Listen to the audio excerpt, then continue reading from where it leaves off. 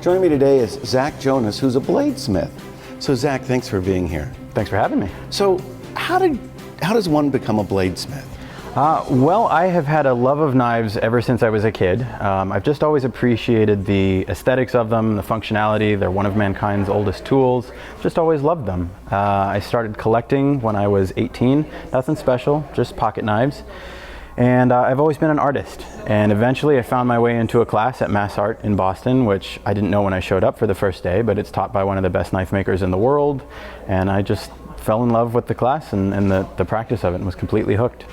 So, well, you know what? Why don't we actually go and see some of making knives at your shop? Sure, that sounds great. Let's take a tour. Okay. Welcome to Tannery Pond Forge in Wilmot, New Hampshire. My name is Zack Jonas. I am a bladesmith and I make custom handmade knives in all shapes and sizes. My most exciting knives are made from Damascus or pattern welded steel, which is made by layering two types of steel together and forging them to produce dramatic and dynamic patterns.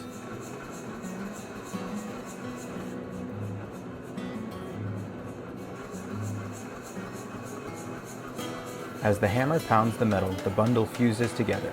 What was once 15 separate layers is now a solid block of steel.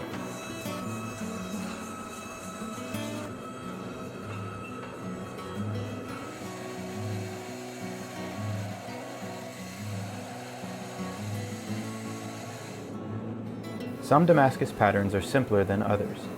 Here you can see that I've taken the original bundle of 15 layers and folded it up to 30 layers. The result will be a broad, dramatic, eye-catching pattern.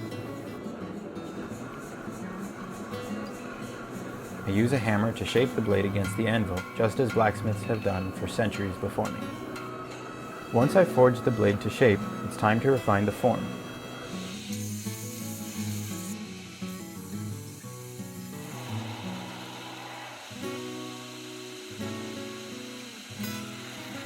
In order to perform the work of a knife, the steel needs to be hardened. I'll heat the blade to almost 1500 degrees, again watching the color, and then thrust it into the quenching oil.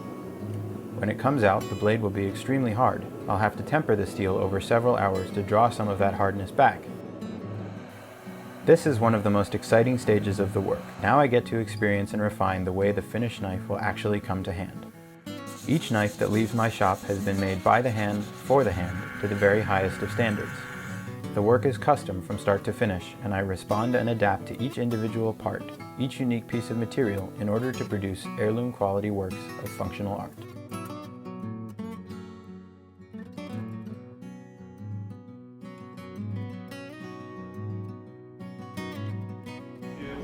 Wow, that's a really complicated process. So a lot goes into it. Yeah, there's a lot to it, and it's actually, I was talking to a client about this the other day. A bladesmith, a full knife maker from start to finish, is actually kind of a modern construct.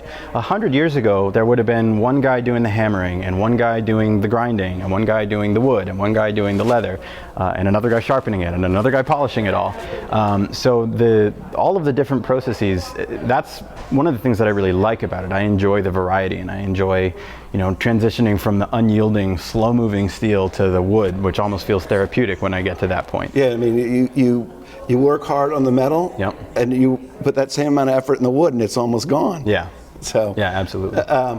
What's the most complicated piece that somebody's ever asked you to create?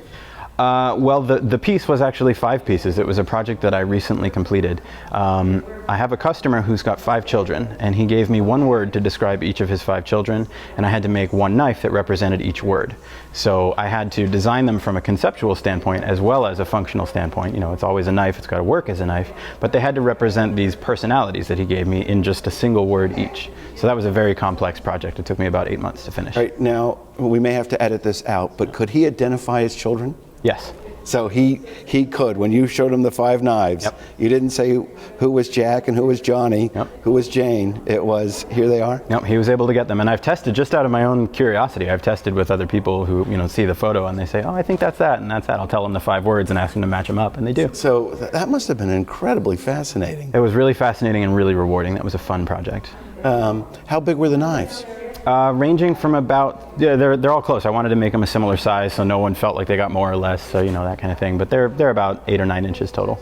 So you're going to be here all week at the Craftsman's Fair for all 9 days in your booth, so people can come and find your booth. Yep, I'm in tent 5, booth 501. Okay, and there's things that they can buy and they can place orders. Yeah, absolutely. Most of my work ends up being custom. People order something specific and I'll make it to spec, but I do have knives available for sale as well. Well, great. Thanks so much for joining us. My pleasure. Thanks for having me.